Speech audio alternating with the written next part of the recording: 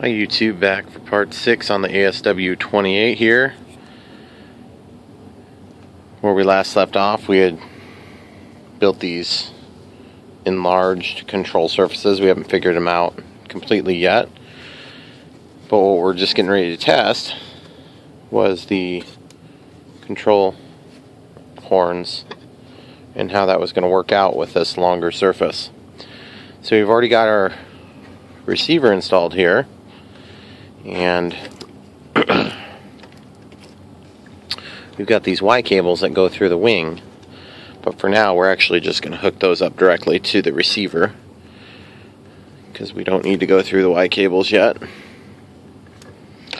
Now, I don't even know which one's which yet, and it really doesn't matter at this point because there's two wires here, and the only way to figure out would be to guess and check. They weren't labeled.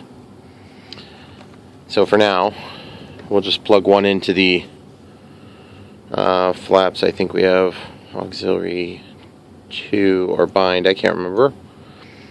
We'll just do that. And then this will be one of the ailerons. And we'll flip them if we got it wrong. Then we'll grab a 3S pack and have that ready to fire it up. Turn on the radio system. Throttle cuts on. Make sure everything is good there. And this is going to center our control surfaces for us. Of course, you got to select the correct plane.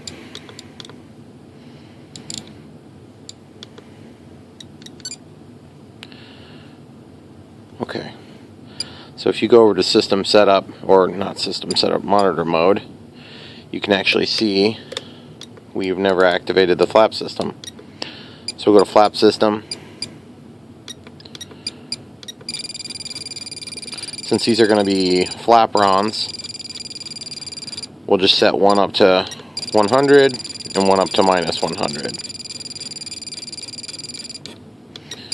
And we'll set the speed to, I don't know, like 1 second for now, just for testing.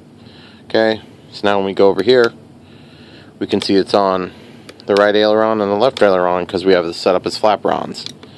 And then what we'll do is we'll go into flap system, we'll go to mixing, and we'll mix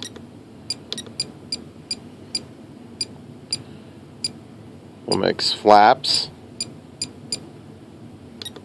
to, what did I pick here? This channel would be aux 1. Is that really aux 1? Yeah. Aux 1. Nope, we need aux 2. So now, just to make it easy, we'll just set the mix to 100% up.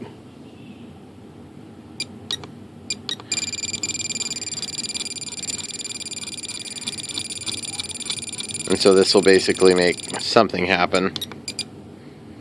Okay, and it's set to off. Okay, so now when we go over to monitor mode, see, aux 2 is going to operate with flaps. Okay?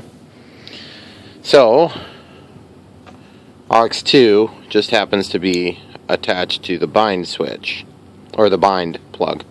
So we can plug that in here to the bind plug on the Lemon RX7 channel with stabilization receiver. Now we're going to go ahead and plug in the ESC, which will provide power to the whole system.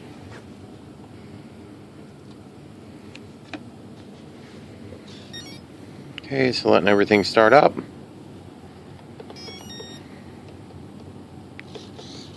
Okay, so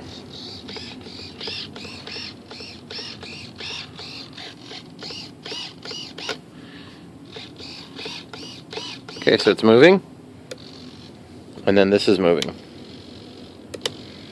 Okay, cool. So now that we've got that established, we could also go ahead and set up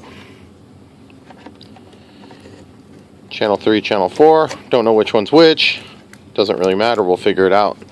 Now these are labeled, so you could look at the channel 3, channel 4 down on the rudder. They're both mounted in the rudder / horizontal stabilizer assembly. So channel 3, we'll just pick one, and then we'll pick the other. And this is just a kind of quick and dirty test. Okay. So now when I move the rudder, yep, so that'll move the rudder. Good. This one will move the elevator. Yep. Okay, cool. So we got everything centered as well in that move in terms of all the control surfaces. So we can lay this aside for now. And what we're going to do is we're going to get one of these things, which can go into this and then adapt it onto the aileron. So it looks like we have, this is what came with it. So we have 4 of these. These would be what we use for the ailerons and for the flaps. And then for whatever reason they gave us a double-ended for the rudder and elevator. So now I want to just point out they've gone through the trouble of even opening up those holes, which to me is a little bit strange. So what we'll do is we'll probably open up the top hole because I want the maximum amount of deflection. We don't need to set the screws in yet, so we'll just leave these up here. And then we'll find in this other bag the control arm. It actually goes, you just lay those out side by side so you can figure out which one's which. In our case, they look to all be the same length, but we're just confirming that. Okay, so they are the same length. Just kind of keep those piles separate so you can remember what all parts do.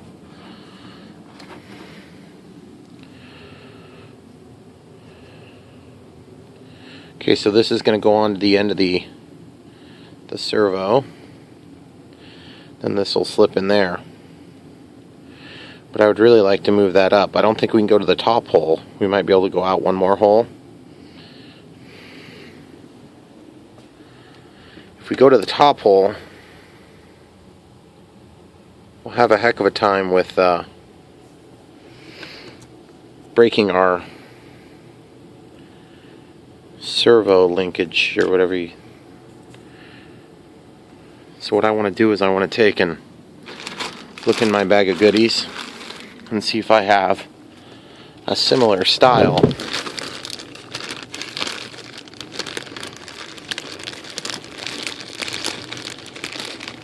Except possibly even longer, because that'd be good for the flaps. Now these teeth are not always the same. It looks like these have fine teeth, and these have kind of coarser teeth.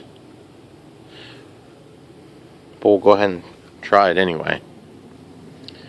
Okay, so the first thing I do is just hold on to it and reach down there and slip it on if it'll go.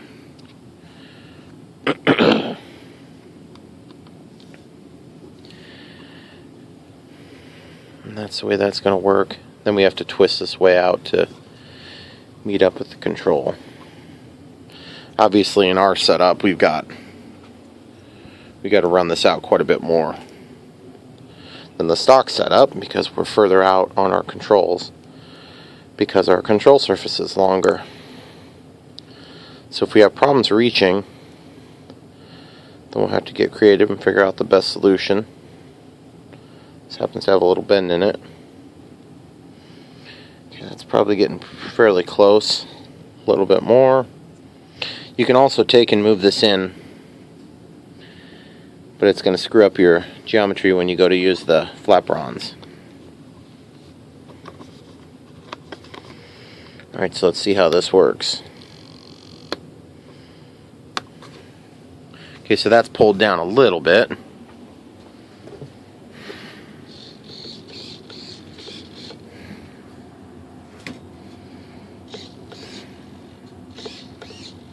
So that's a pretty good amount of deflection. It's not as much as I want, but it's pretty good. Okay, so we'll go to servo setup. We'll go to right aileron. We're going to go to 150 and then back like 5%. We're going to do the same thing with the left aileron. Okay. So that's going to give us even more deflection. And you see what happens? Eventually we're hitting the foam. Plus we're not totally tight yet on this, so that's allowed to play. So what we would have to do is we would have to figure out what we want to do. Do we want to give up a little bit of thickness here so that this can ride down there? Or do we want to move this up on the control arm, which is what we originally were thinking about doing. And I like moving it up on the control arm. So we're going to do that. We'll pop this off. And then we just have to find an appropriate size drill bit. Okay, so that's actually just a little bit bigger. So let's see if this is the same. Which it looks like maybe it is. It's really close if it's not exact. So we'll throw that in the drill. And we're going to bring this up here. I'd like to try to drill in between those two, but I don't think we're going to get that lucky.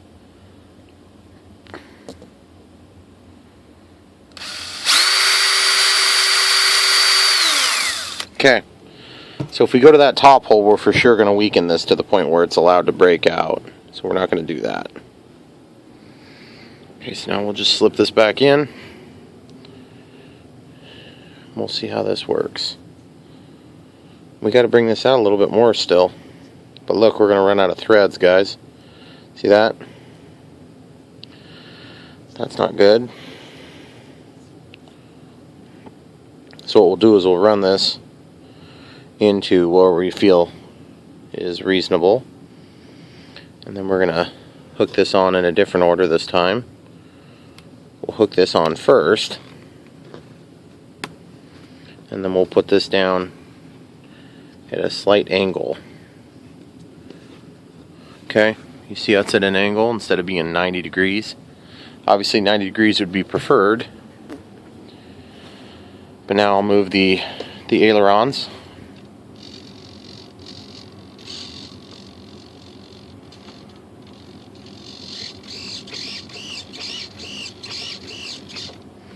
Okay, so it looks like we're probably going to have to come up with a longer control arm, or we're going to have to lengthen this, because we're inevitably going to hit the bottom of the wing surface here. And of course there always are limits to these things. I think I'm just going to try this, because if it doesn't work, then I'll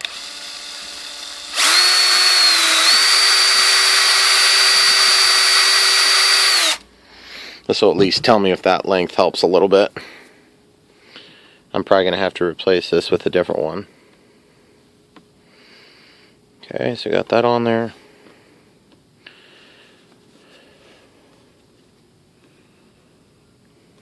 Okay. Now we can see again.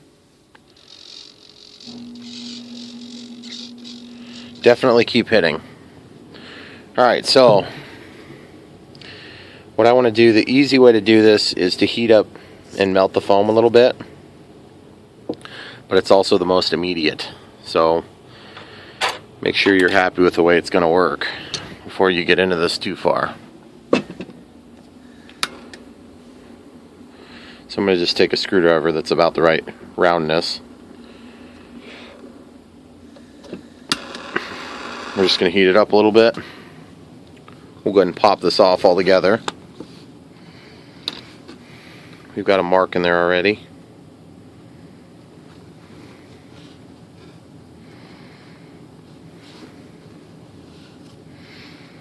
So we need to get a little bit hotter for this.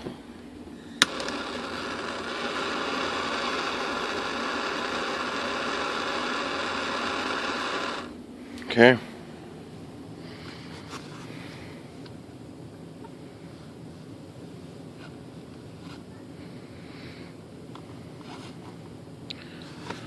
Okay, so that's going to give us our clearance. And we should be able to actually screw this out a little bit. And once we get this, we can just kind of mimic it for the other side too. I think we're pretty close. Hold that up to a light. You can sometimes see how far they're penetrating.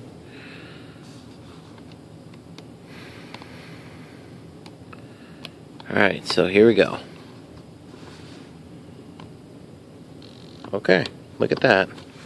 Pretty close to straight up. We're not perfect, but we're close. Keep that out of the way so we don't confuse them. That's a very good amount of deflection now.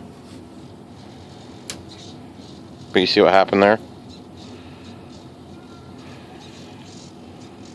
At the end of the sweep, we're not allowed to move because it pivots right there. So we broke that glue out. So we have to re-glue that area. It's not a big deal, but it is something that has to be done. So we'll pop this out. We'll get that done right now.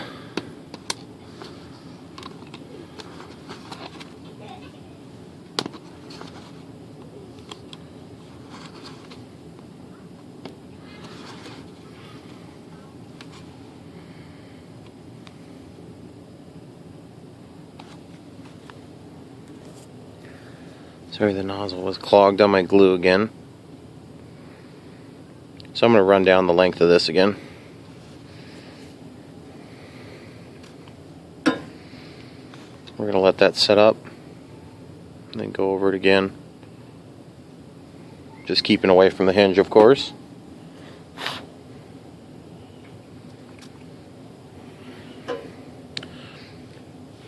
Okay, so now that we're kind of done with that, we're going to flip it over and do the same thing on the other side, because this particular joint is pretty critical. So we want to really kind of overdo it a little bit.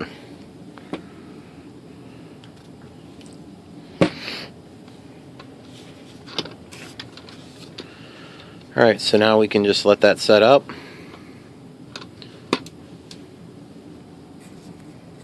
Okay, so we got all that cleaned up. Now we can try to tighten this down a little bit.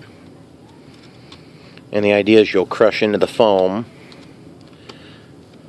And this will make a little bit tighter bite on the control surface, thus allowing the action to work at the end of the stroke, hypothetically. Okay, so I want this to be pretty much where it needs to be.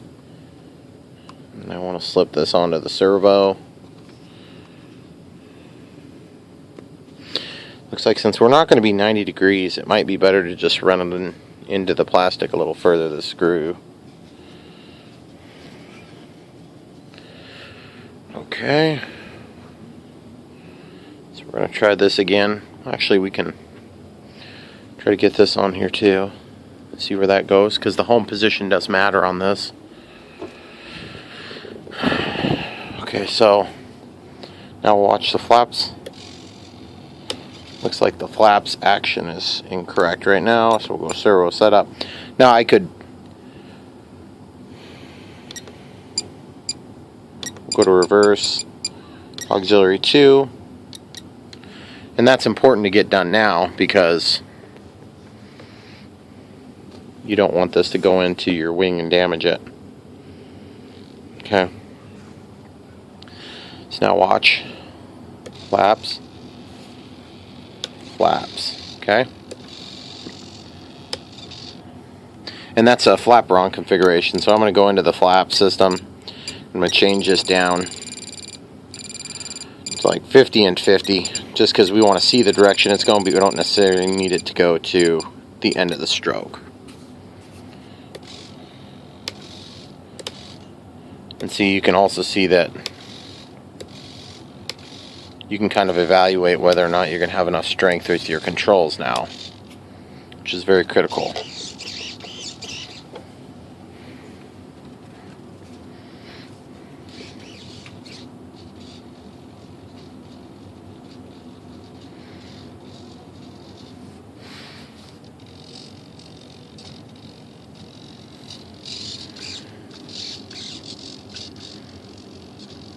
Not crazy about the action there.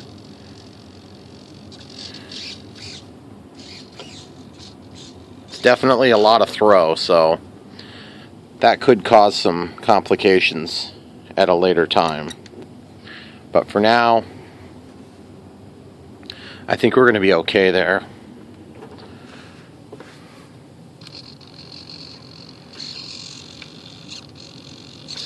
See what I'm talking about, guys? It's wanting to get to a certain point where it stops moving the control surface and it's just trying to bend the control surface because it's just trying to pull it out too far. Okay, I've got a potential remedy for that. Let's go up to the top hole and just see if it's better, and then we'll work our way back.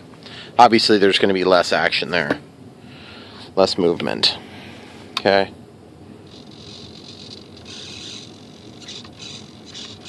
Kind of the same scenario, just not as exaggerated. Okay, so I'm not crazy about it. Doesn't totally fix it, but it is an improvement. So we'll go to the second hole from the bottom, kind of split the difference. We'll see how we look.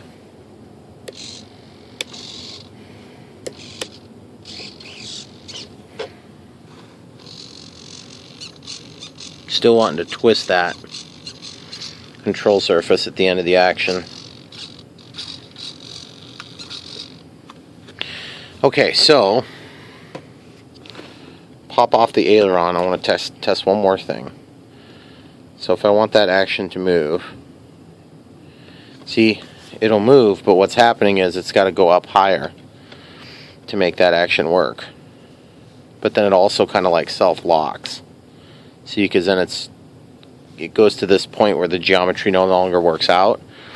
That's why I was concerned about this being so far back. So I have to think on that for a minute and see if I've got any ideas. I think I have an idea, and I think I'm gonna try it now, but we'll pause it and I'll show you what it looks like. Alright guys, so what I'm gonna do is I'm gonna take one of these things here, which is the leftover from one of my servos I didn't need. And I took and drilled 3 holes in it, same size as what I just opened up, which I believe is 1/16 of an inch. And then I clipped off this end, and I'll show you this process. But for now, what we've got here is, we've got the little piece I made. It's got 3 holes in it. One that's reamed out to receive this, and then 2 that are going to receive there. Okay, so you can see what's going to happen here, guys, is this is going to get pinned on there to bring this closer to the center of where we need it. Okay, but it's not going to be allowed to pivot, and that's why I marked that hole there, because we're going to now drill that hole in the control surface. Okay, so basically I'm just going to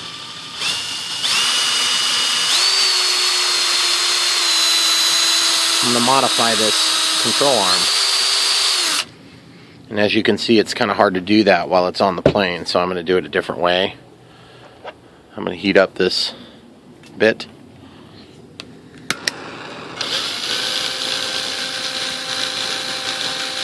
Once it's nice and hot, I can come in there and just poke it through. Okay. Once you're poked through, then you come back with your drill bit, and it will go through in no time, because you have a pilot hole now. Okay, so we're through. I'm just using Q-tips now so that it's easy to demonstrate if this is going to work or if it's not going to work. Okay, just slide that in from this side. And what we'll do is ultimately we'll probably end up using just a little bit of wire and then some CA to hold everything together. You could get just a totally different control horn as well. But these sort of problems and the solutions just kind of part of the hobby, in my opinion. So we're just going to slip that in there for now, and just to hold everything together we'll just put a couple drips of CA on there and a little bit of kicker to set it up. It's just to test this, so we're not trying to glue it permanently. Okay, and a little bit of kicker to hold it steady. And then what we can do is we can go ahead and run the action and see if we like the way that that works. Okay.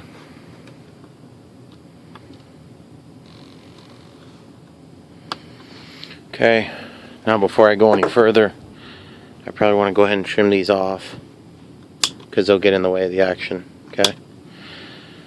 Just regular Q-tips, nothing special there. Alright, so then we can take our transmitter.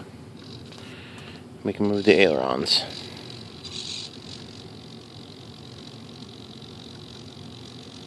See, it's still trying to twist it at the very end of the stroke, which is not real good.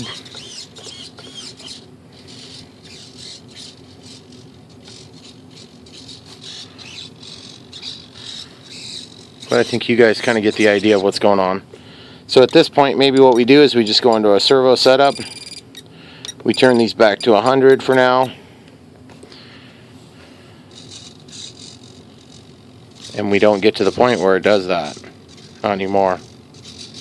Or we're just at the edge of it. Okay? Check flaperons. So that's what we've got going on here. It's kind of a lot of work just to extend these ailerons this way. But you know what? If you don't extend the ailerons, you'll probably be disappointed with the way this thing controls. So I like the way it's working so far. Now it just means I have to go ahead and make it permanent. And so what we'll do is we'll pop all that apart and we'll put some wire through, and then we'll CA it, and it'll be nice and tight, and that'll be a kind of a finished thing. So that's what we're going to do next. So what type of wire to use? You can use music wire. Actually what works really nice is just regular electrical wire, if you can get the right size wire, because the wire will sort of wick up the glue, and so that's kind of nice if you can get away with it. And I've done this before on a couple little scale, like landing gear doors, things like that. It works pretty nice. This is an important control surface, so you sort of hate to tempt fate by doing this on a control surface like this, but it's certainly better than not having the correct geometry, causing all sorts of grief.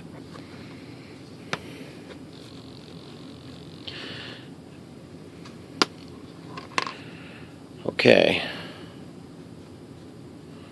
so now you can just pop this out. The glue will slip off of there. See? It just falls right off. And if you had small enough screws, you could throw screws in there too. It should work fine.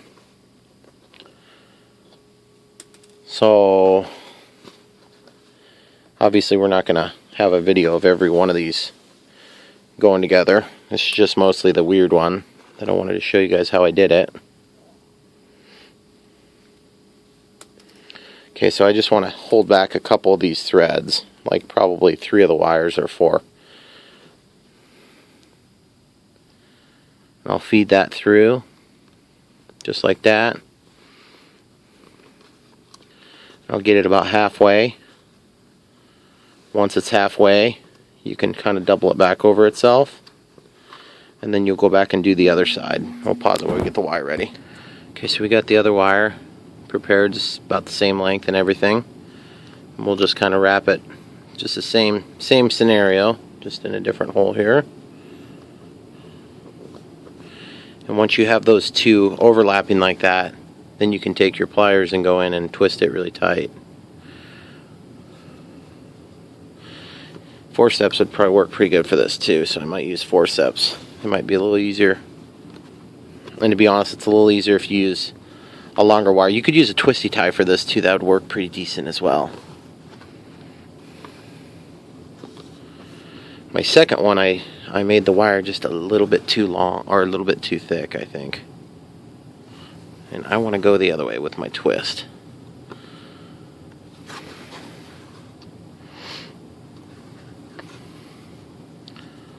So the idea is once you get those tight, then you can go ahead and glue that back together. So I'm going to go ahead and struggle with that and then show you what it looks like here in a second. Okay, so we got that thing assembled. Now it's just a matter of getting some glue in there. I'm just using my foam safe CA in case it drips. Okay. And then some kicker. Get it on the surface. And then come back and do the other side. And you're done. You'd be surprised how strong that thing will be. It's not the prettiest thing in the world either, which I totally understand. The pretty part about it is the fact that it works. And it didn't work before. So, well, it would have worked if you would have done smaller control surfaces. That's true. Okay. Alright, so there we go. So now we can just move the action. Whoops, wrong control.